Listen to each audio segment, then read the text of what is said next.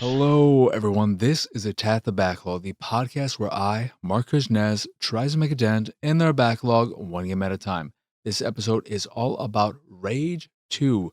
Dive headfirst into a dystopian world devoid of society, law, and order.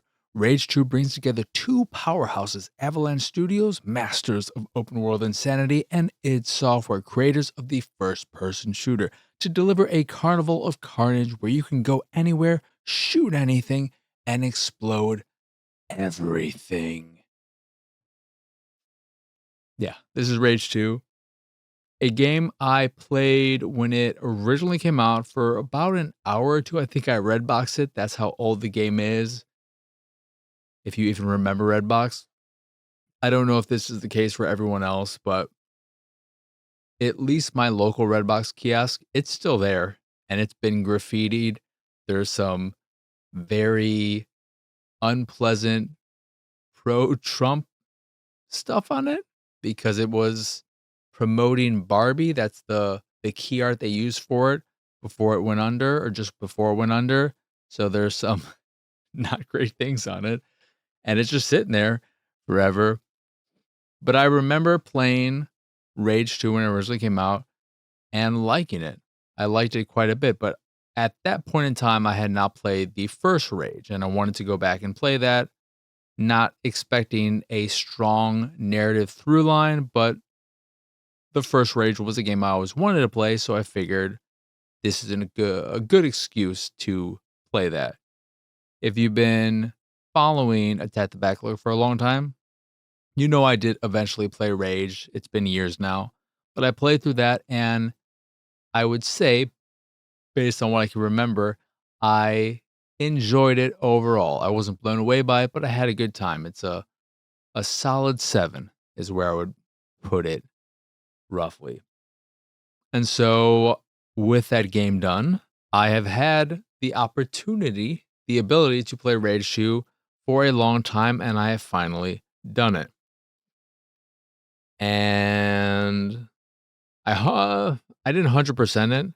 I did play the DLC to the main DLC, the DLC that is external to the game. And by that, I mean the one you purchase in the Xbox store, the PlayStation store on Steam, not the internal store, which provides, I think, 1 or 2 additional DLC things, but more small in structure and overall size. But I completed every objective marker on the map and so on and so forth. Getting back to Rage 2, after the whole random Redbox aside and whatnot, Rage 2 may be a collaboration between id Software and Avalanche Studios, but in its heart, at its core, what it really is a Ubisoft game, because it follows the Ubisoft formula of here's a map, here's an open world, and as you play more and more, we're going to fill that map with more and more icons of various things for you to do, like wayposts to take out, or bounties to collect, or arcs, things to discover, or those story missions, obviously. But there's a whole bunch of stuff to do, and as you play more, as you travel and explore the world, they'll show up there organically, or you can go to one of the handful of outposts, hub areas, towns. I forget what they referred to them as games in the game, not as games.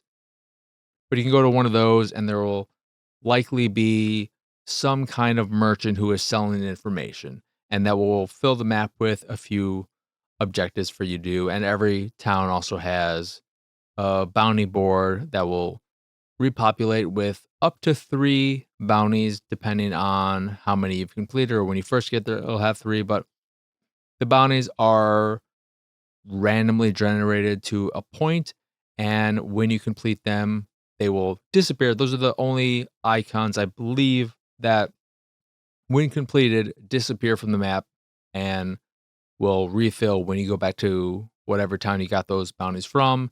And collect some more ones. And those are just a means of getting some easy money and a regular source of income when you've completed everything else and discovered every storage box and so on and so forth. Anywho, the game is. I'm trying to think about how long I played it for. I'd say it's somewhere in the 20 to 30 hour range if you really want to play through it all, experience it all, collect every weapon, collect the majority of vehicles, and fully upgrade your character. As far I'm sure I'm missing some objectives or something because I wasn't, or you're just unable to fully upgrade your character. Maybe with the other DLC, I'd be able to do it because there's just some skill point things that I was lacking.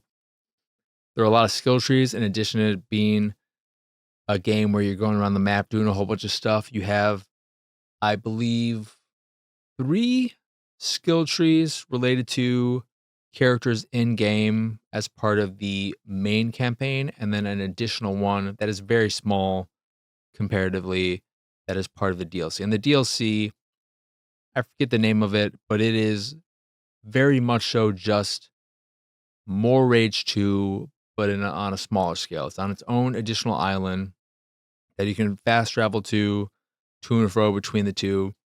And it's probably about a fourth of the size of the main map. Anywho, so the game is okay. I think it is very much so saved by the id Software side of things, handling the shooting. And I'm just under the assumption that id Software primarily, if not exclusively, handle the shooting mechanics and all that, your core gameplay action side of things, and then Avalanche Studios focused on the driving, the world, probably some of the traversal mechanics and stuff like that, and maybe to an extent the powers. I believe Avalanche did the bulk of the work, and id Software just gave you that core gameplay.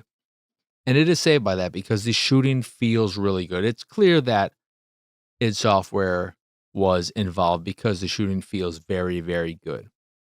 Unfortunately, what you're fighting isn't all that interesting, and me playing on the normal difficulty, that's how I like to play these games, especially for this purpose, is to play it on the default difficulty. The game is very, very, very easy.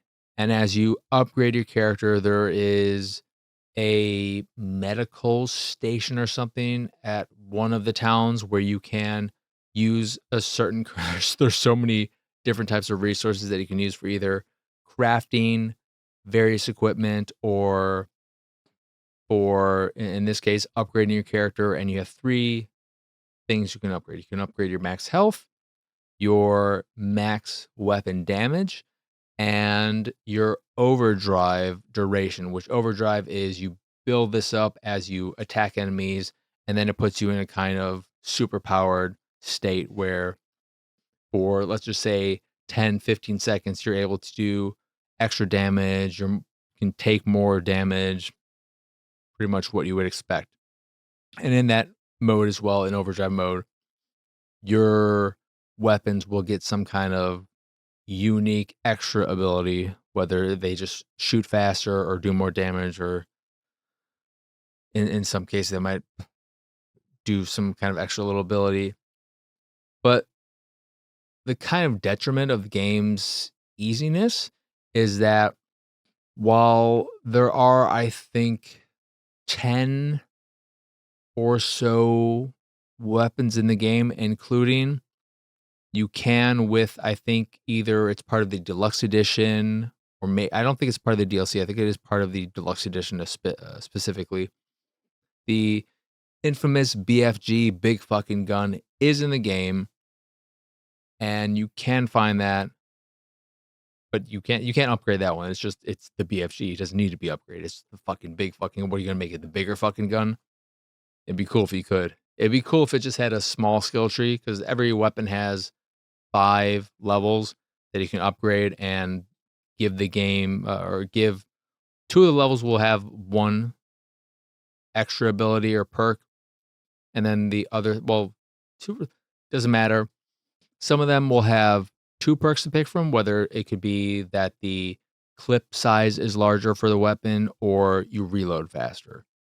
And you can pick and choose how you handle that. But it would be cool if they had the levels for the big fucking gun and it was just bigger fucking gun, even bigger fucking gun. It's just something stupid like that that just increased the damage and did nothing else. But given the ease of the game and how good the assault rifle felt that you get right at the beginning of the game, as well as the shotgun, that's all I used for the entirety of the game. Even when I fought these giant hulking 30-foot tall mutant beasts who have very large health bars, I could cut through them with so much ease with my assault rifle specifically. The assault rifle has great range, great stopping power. You can give it, I think you can give it armor piercing bullets as one of the perks if you want. And when you fully upgrade yourself, your weapon, additional weapon damage through that one medical facility, you just destroy everything. And you get ammo very frequently. You never really have to worry about losing ammo. And if you do, you can switch to your other weapon. The shotgun is horrible at a distance, as to be expected, but it's pretty satisfying close up. It is not a top tier shotgun for sure, but it's satisfying as you would want it to be. But it's not one of the greatest of all time or anything like that. But I just kept those and only use those because one, like I just said, they're both very, very powerful, and in no way do you need to pull out a special weapon like a rocket launcher or anything like that to deal with the bigger enemies or any kind of bosses that you fight. And then two, because you can quick swap between your last two weapons, it's just a lot easier to swap between the assault rifle and the shotgun as opposed to going and loading up, pulling out my radio menu and then picking what weapon I want to use from there. I just would rather tap the Y button and swap between the two guns that I like using and are more than enough to deal with any enemy that comes my way. I also never really used the grenades, or you have this kind of boomerang throwable device. I never use those because you don't need them. The guns do more than enough and the guns feel good. And with my loadout, it worked very well because I had it set up with my perks so that with the shotgun, instead of giving myself a bigger clip, I had it so that a reload would reload the entire clip all at once. So instead of having to do your typical shotgun reload of one shell at a time, I did so that a reload was every single shell. I could have increased my shell size capacity to, I think, 9 shells, but I figured 9 shells is nice, yes, but what's even nicer? Reloading and going from 1 back to 6 shells instead. And then I had a perk for my assault rifle where when it was holstered for 10 or after 10 seconds, I believe it would automatically reload. So it gave me this great loop of being able to use my assault rifle. If it's low on ammo, instead of waiting to reload it, I pull out my shotgun, use that. The time I'm using that, the time flies. And then I pull out my assault rifle. It's all good. And so that was really, really satisfying to play. But it is what it is. It is a Ubisoft formula game. It does fall in line with the original game, from what I can remember, of having this driving around where you can get into fights and then a few races that are tied to that, which the driving doesn't feel that great. It's okay. It's serviceable in vehicles. The motorcycles feel terrible. But the world itself is pretty boring to explore. And the story is uninteresting. I zoned out of the story very quickly. The game feels, because in addition to your weapons, you also have abilities like you have a kind of force push and this warp thing you could throw that'll suck people in, or this thing where you jump up and then ground pound, and you can upgrade the abilities for that with like the ground pound so that it sucks enemies towards you so that you'll damage more of them. There's a kind of force grab. It feels in that way like it's harkening back or pulling from something like Crisis. And to that point, it feels like Rage 2 is trying to pull from a whole bunch of different games and create something of those parts. And because of that, it feels like a quantity over quality. Not to say the game is bad, but I don't get a great sense of what Rage is. I see all of its inspirations and I'm thinking, oh yeah, there's that in this game and there's that in this game. The world itself and the characters feels very Mad Maxy and very Mad Maxy Fury Road. You have convoys you can attack when driving around. That all feels very Mad Maxy, and that makes sense because Avalanche Studios, best known probably for the Just Cause series, they also did that recent-ish, it's been a while now, but that relatively recent Mad Max game that was quite good. That was a solid game, and I would say I like that game more than this because I feel like it has a more cohesive identity and the gameplay loop, and it falls somewhat in the same place of having these objectives and doing the same thing, but the driving feels better. The car combat feels more thought out and not just here, shoot these things and whatnot. But yeah, it it's a weird game to talk about just in the sense that I played it for a long time. I enjoyed it, but I was kind of checked out the entire time. It is, unless you find the story engaging and interesting, it is a very good, like a Ubisoft game to turn your brain off to and just listen to a podcast while playing or whatever, listen to an audiobook, I don't know. Because the game itself is just kind of, it's fine. It's fine. It's good. It runs well. It plays well outside of the motorcycles. But what you're doing, the outposts and stuff like that, not that exciting. The enemies you're fighting are just, I think you really just fight against human raider types. Think the kind of people you would expect in a Mad Max world, and then mutants.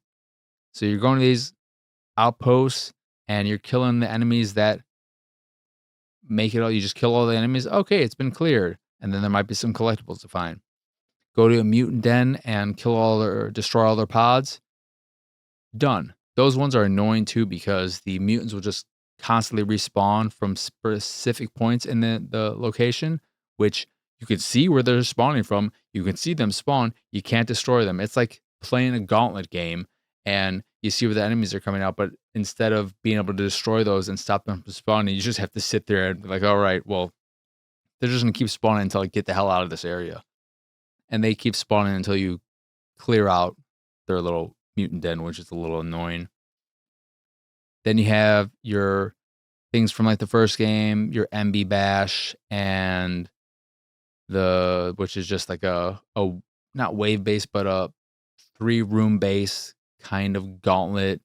Not to bring up gauntlet again, not that kind of gauntlet, but where you're just taking out waves of enemies and doing as best as you can to get a score and earn some currency for that store specific thing. Then the races, which are very dull, very easy, and other whatever things to do. It's fine. It's a fine game. The shooting is good. The abilities you have are satisfying. You can upgrade them so that the cooldown isn't so long, and then you could switch between. It's a very solid shooter in a world that isn't all that interesting, with enemies that aren't all that interesting to fight. That is a little bit too easy on the main difficult. I would say that to you if you want more of a challenge, definitely up the difficulty. You can change it mid-game, so you can try it on normal and see where you fall and so on. But yeah, it's a fine, fine game, and that's it. Nothing more, nothing less. And you know what? That's fine. And you know what else is fine? This show, which is ending. Not the show as a whole, but just this episode of At the Backlog. Once again, I am Marcus Nez. Y'all can find me pretty much everywhere at PX Sausage. If you enjoy this here show or any of the stuff I do and what have you, you can support me and my nonsense over at patreon.com/PXS. There you can get access to the sausage dump where I talk about this, that, and whatever, as well as a private Discord channel and some fancy Discord roles, depending on your tier, of course. Or you can just support me to support me if that is your fancy. That is, again, patreon.com/PXS. In addition to the Patreon, you can find links to the site, the YouTube, the Discord, and so much more over at pxsausage.com. That is the letter P, the letter X, sausage.com. But that is it. That is all. As always, thank you for watching or listening. I hope you enjoy this here episode, and I hope you have a wonderful, wonderful rest of your day. But for now, adios, arrivederci. Bye, bye. It's go time. Go daddy.